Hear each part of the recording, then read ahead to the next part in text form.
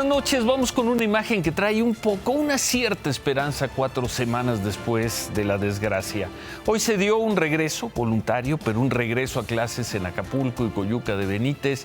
De acuerdo con la Secretaría de Educación de Guerrero, el regreso se concretó en 106 escuelas. Son pocas, sí, menos de 10% del total de escuelas de Acapulco y Coyuca. La asistencia fue baja, pero como sea, hoy, 4 semanas después de Otis, hubo clases en algunas escuelas y como sea, ahí están las imágenes que lo registran. Hasta hoy el paso del huracán Otis ha dejado 49 personas muertas y 31 todavía no localizadas. El presidente López Obrador anunció que mañana estará en Acapulco, va a tener reunión de gabinete para ver cómo van los trabajos. Será la 6ª vez que esté allá en Acapulco y lo que no había hecho lo hará el jueves. El jueves va a dar la conferencia mañanera desde Acapulco. Por cierto, hablando del presidente López Obrador, hoy dio su opinión sobre el triunfo de Javier Milei en Argentina. Dijo que los argentinos se metieron un autogol. Respetamos la decisión que tomó un grupo mayoritario en Argentina. Respetamos esa decisión, aunque es algo que consideramos no les va a ayudar. Para decirlo en una palabra, con todo respeto, fue un autogol. Aquí no tenemos ese riesgo, no hay nada que temer. El pueblo de México está muy consciente. Se metió un autogol el pueblo argentino, pues eso dice el presidente López Obrador. En cambio, Donald Trump, eufórico y pronosticando un futuro brillante para Argentina después del triunfo de Milei. A very special congratulations to Javier Milei on a great race for president of Argentina. The whole world was watching, and I am very proud of you. You will turn your country around and truly make Argentina great again. Congratulations. Bueno, el presidente Donald Trump, el presidente López Obrador, 2 visiones sobre lo que pasó en Argentina. Vamos a regresar a ese tema en un momento.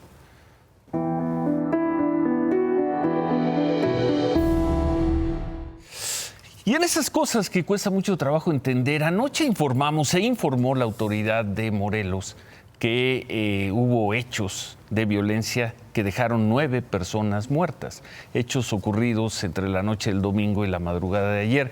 Pese a la confirmación de esos 9 muertos, el reporte diario de homicidios de la Secretaría de Seguridad del Gobierno Federal solo registró 3. Son cifras preliminares, pero ¿por qué no se registraron los 9? Hoy conocimos más detalles de lo que ocurrió ayer en Cuernavaca.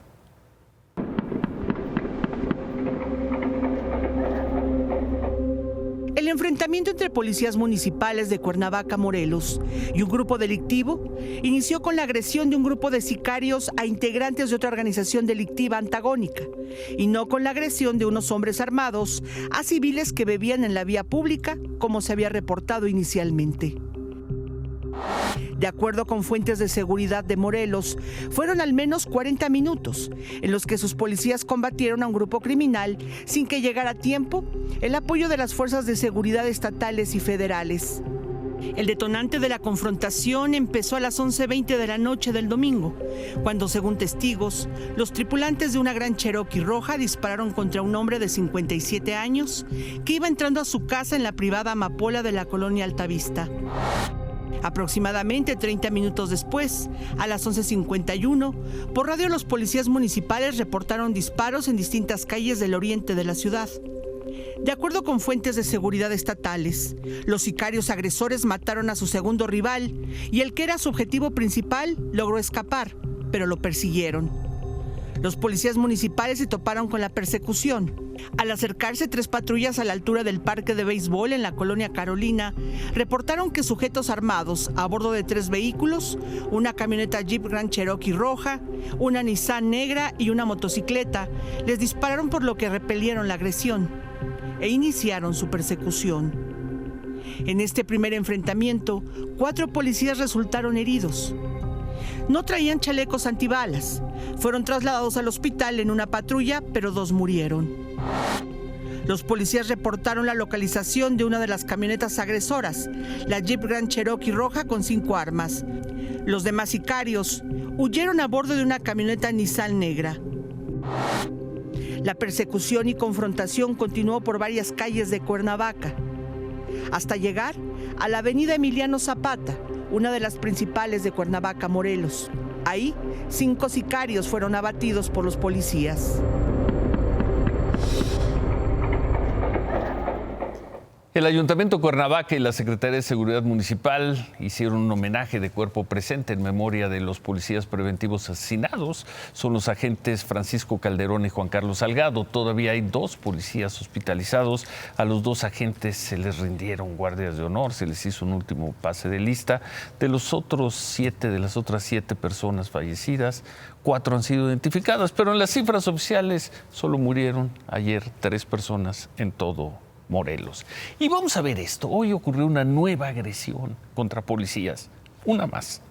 En este caso son policías municipales de Puebla, afuera del Palacio del Ayuntamiento de la ciudad capital. Había una protesta porque, según quienes protestaban, el gobierno municipal clausuró locales de venta de alcohol, locales que eran clandestinos. Los manifestantes llevaron un tractor para tirar la puerta del ayuntamiento. Los policías lo impidieron. Y así se golpea a policías en México. Así se les golpeó hoy en Puebla.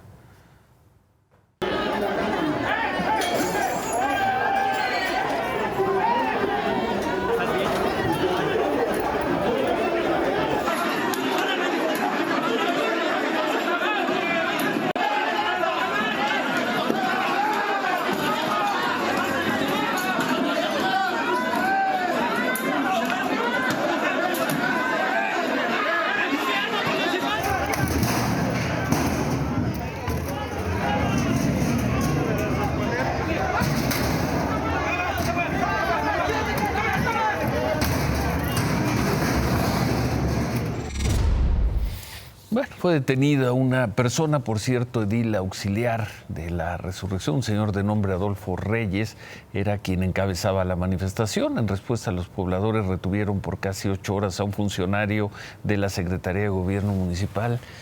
¿Qué es esto? ¿Qué país es este? ¿En qué otro país del mundo se agrede hacia la autoridad?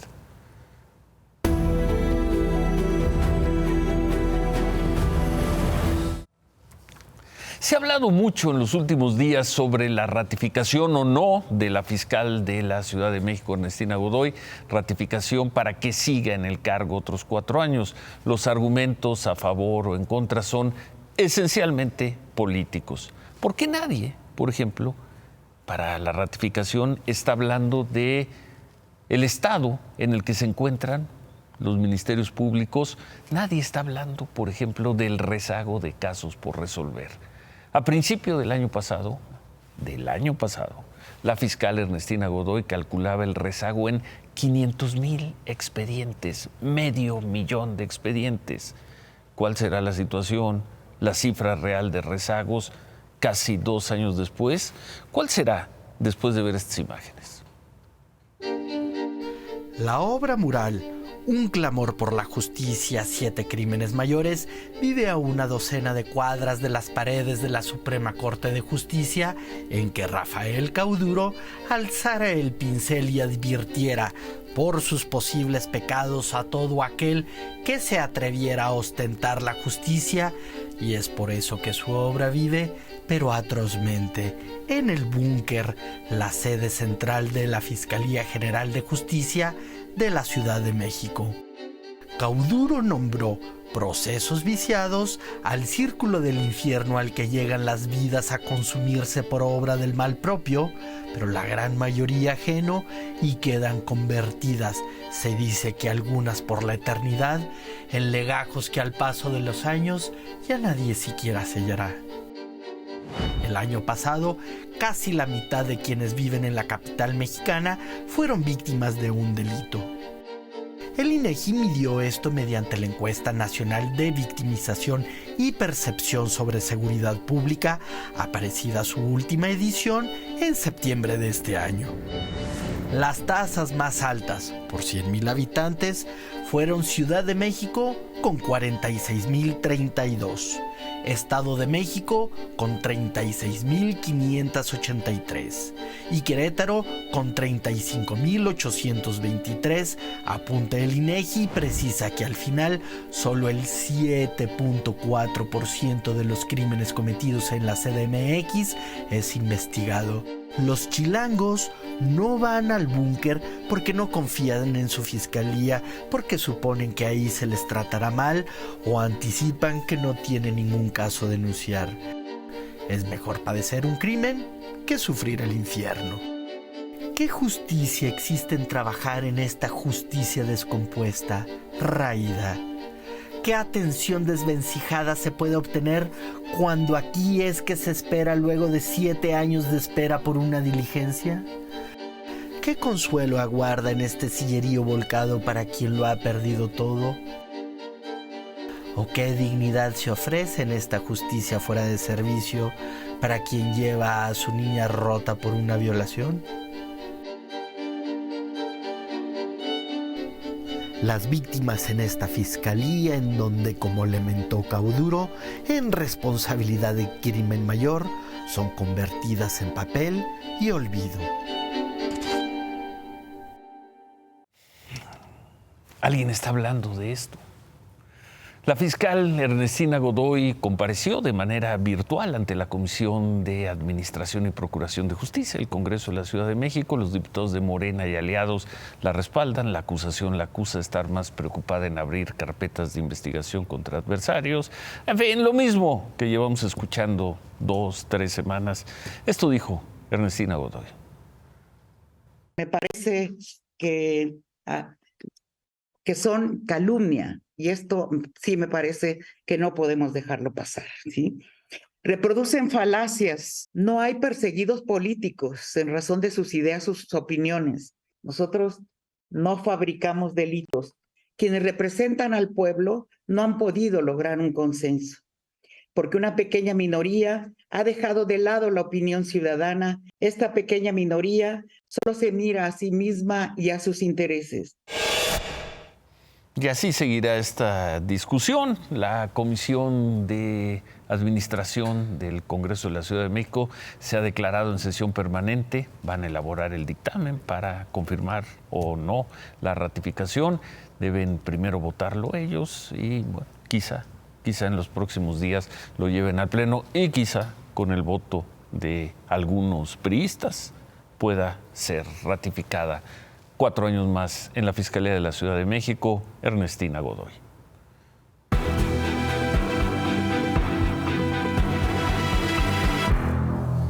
Claudia Sheinbaum tuvo 3 eventos hoy en Ángel Cavada, en Santiago Tuxtla y en Medellín de Bravo, Veracruz. Dijo que no hay regreso al pasado y que el único futuro de México es el camino de la Cuarta Transformación. Está llegando inversión extranjera como nunca había llegado. 30,000 millones de dólares el primer semestre.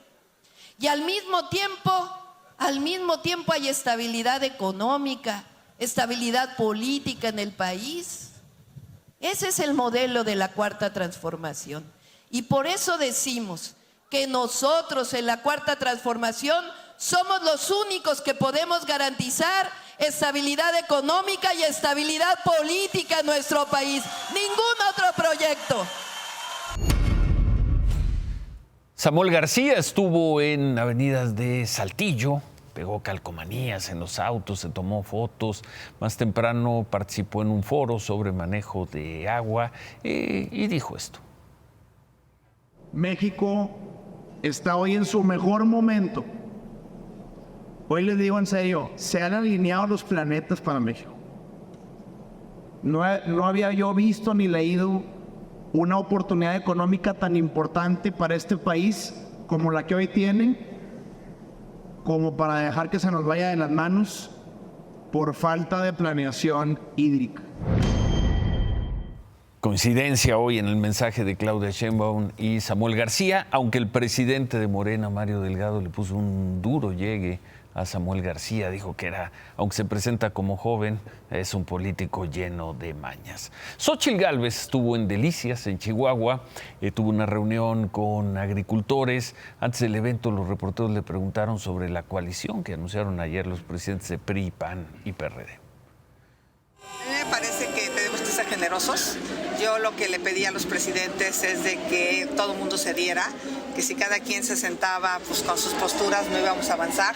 Fue el motivo por el que no me pudieron acompañar los presidentes el día de ayer, pero para mí muy bien porque se resolvió el tema y ya podemos darle la vuelta a la página y concentrarnos en lo que viene una contienda muy fuerte. Va a haber siempre inconformes porque pues obviamente no hay espacios para todo, pero yo le diría a Adrián y a Sandra Cuevas pues que hay que platicar. Yo espero que se puedan resolver esas diferencias. Xochitl, en el caso de Samuel García dice que ya la rebasó usted y que pues, va en primer lugar, va a ser un segundo lugar, pero es el papel que está jugando. Samuel García dice que el cuchillo 2 está funcionando, así es que imagínense. ¿Pero el papel que está jugando es de Esquirol? Pues a ver, ni sé quién es Samuel García, la verdad. Claudia, buenas noches. Buenas noches, Ciro. Hasta esta noche no se sabe nada nuevo sobre el paradero de la tripulación del Galaxy Leader, el buque que fue tomado el domingo por los rebeldes hutíes de Yemen. Eran 25 los marineros a bordo, entre ellos 2 mexicanos. Y como informamos anoche, uno de ellos, Arturo Zacarías, de 31 años, es originario de Misantla, Veracruz. Su familia no lo ha visto desde junio y hoy su madre le mandó este mensaje. Yo le diría que lo estamos esperando con ansias, que estamos haciendo todo lo que nos están pidiendo para que él esté aquí con nosotros, que aunque sabemos que él estaba a gusto, era su felicidad andar en esos buques, en esos viajes, tener ese trabajo, pero a nosotros aquí nos hace muchísima falta y que ansiamos verlo ya, que llegue a su casa, a su familia, con su gente. Difícil para la familia de estos 25 marineros. Sin embargo, hoy el New York Times dio con la ubicación del buque a través de imágenes satelitales. Esa es la imagen más reciente y hasta las 10:30 de esta mañana el Galaxy Leader se ubicaba en el puerto Al-Hudaya, en las costas de Yemen. De acuerdo con el diario, habría llegado a ese punto ayer, a casi 700 kilómetros de la ubicación detectada en su última transmisión, antes de ser secuestrado por los rebeldes hutíes. Y hoy se confirmó que el gobierno de Israel y el grupo Hamas alcanzaron un primer acuerdo para la liberación de rehenes y un cese al fuego temporal. Hamas se comprometió a liberar a 50 de las más de 200 personas que mantiene como rehenes desde hace más de 6 semanas, desde el 7 de octubre que inició esta guerra. Solo mujeres y niños. A cambio, Israel va a entregar a 150 presos palestinos. El acuerdo fue por un alto al fuego durante 4 días, en lo que liberan a los 50 rehenes. Todavía no está claro a partir de qué momento iniciará esta tregua, pero el gobierno de Israel fue muy claro. Por cada 10 rehenes adicionales que Hamas libere, ellos cederán un día más de alto al fuego.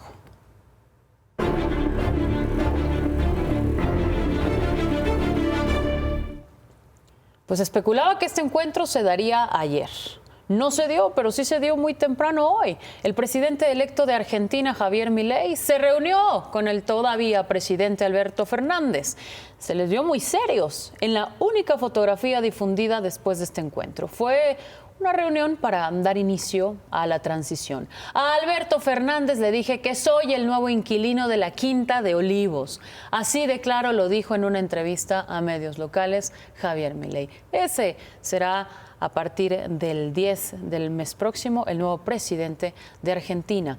La oficina del presidente electo de Javier Milei informó que el Papa Francisco se comunicó con Javier para felicitarlo y para expresarle su deseo de unión y progreso. Milei, a diferencia de otras ocasiones, agradeció las palabras del Papa, quien, por cierto, también se comprometió a enviarle un rosario bendecido como obsequio de Asunción.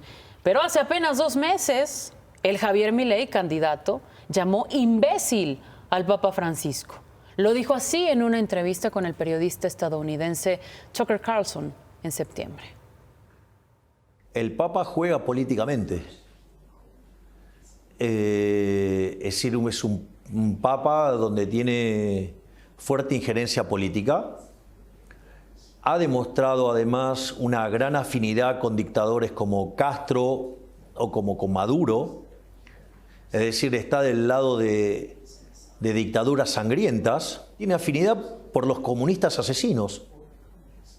Es decir, él es condescendiente con todos los de izquierdas, aun cuando sean verdaderos criminales. Bueno, supuestamente el Papa lo visitará el año próximo, según medios locales. Veremos.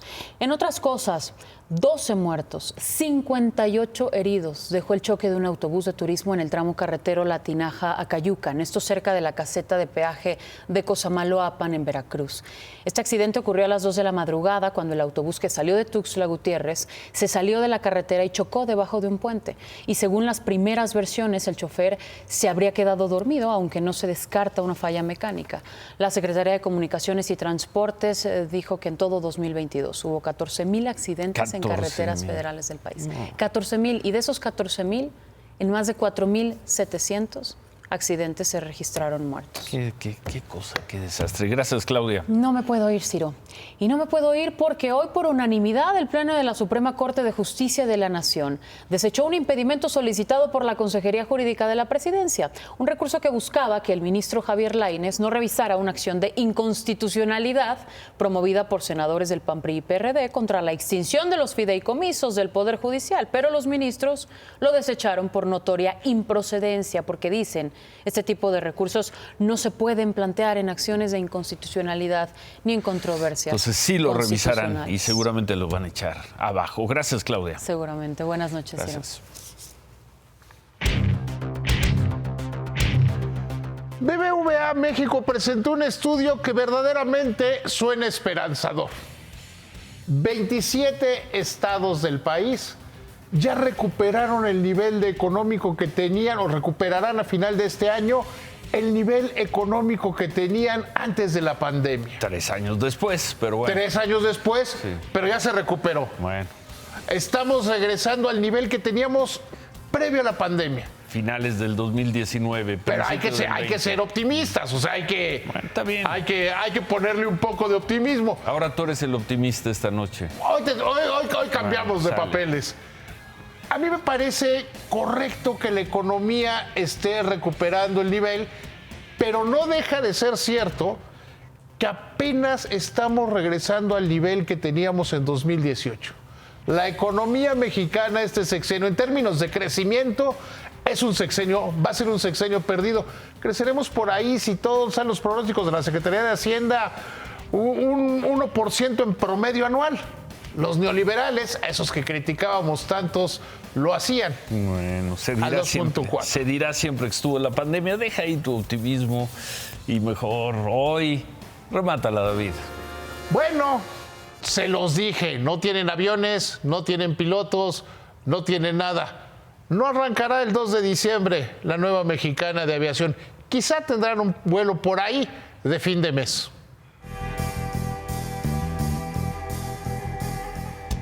No hagas corajes, Javier. Ciro, el daño es incalculable y el rezago es irrecuperable. Lo que no se dan cuenta con las generaciones que pierden el Mundial Sub-17. Éramos campeones del mundo, perdieron hoy con Mali 5-0. La Sub-18 golea 5-0 en octavos de final. O sea, para pasar, antes éramos campeones del mundo. La Sub-18 goleada en Inglaterra 7-1 por Inglaterra. Y ahora la grande se festeja un miserable empate global hasta el momento con Honduras. ¿Ganó? ¿Perdió? ¿Cómo pues todo? Ahí va la cosa. ¿Ah, no ha acabado? No, para ir a Copa América. Sí. Pero ¿sabes qué, Ciro? El tema es que ya vamos a ir a todo. Porque ya son 48 países en los mundiales, entonces el negocio está resuelto. Pero ¿cuándo le van a meter profundidad a este tema? ¿Cuándo van a recuperar la capacidad de formar jugadores como antes? Es una generación limitada mentalmente, físicamente y en calidad. Por eso hoy dominan y llegan, pero no tienen la lucidez ni el talento para meterlas contra una selección muy limitada. Honduras, la número 80 en el ranking de FIFA contra la 12. Metió gol Chávez, y te ahí hacen partido y te pelean. Aquí está Chávez con contribución del arquero, buen disparo, 1-0. Y a mí me parece que también exageró el árbitro. Pues es parte de esta tónica de negocio, porque le avienta un minuto al minuto. Es cierto que los hondureños hacen tiempo y ahí empareja a México, qué bueno, con un gol de Edson Álvarez. Mira, esto de Edson Álvarez, fallar es increíble. El mismo corrige para hacer el 2-2. Y ahí el gol en el minuto 1000. Ahí está. 2000. 100 más 35, o sea, eran 10 minutos. Bueno. El árbitro aparentemente dice uno más, pero bueno, es una tristeza, es una vergüenza el manejo. Pase lo que pase, ya, es esto un ya, mal resultado. No va a mejorar nunca, o sea, esto. Una de dos, o mete un gol México y pasa, o pasa Honduras, o pasa México en penales. Y si pierde México, va contra Trinidad en un partido de repesca. Pase lo que pase, van a meter la mano para que estén ahí, porque es el negocio, la selección mexicana. Pero ¿cuándo van a recuperar esos jugadores que teníamos? Pregunto. No, nunca. Mira, que suene la caja y ahí nos vemos. Gracias, Ciro. Bueno, despide y di ánimo. No, carajo, ¿qué voy a decir ánimo? Buenas noches. Gracias, buenas noches. Siempre ánimo.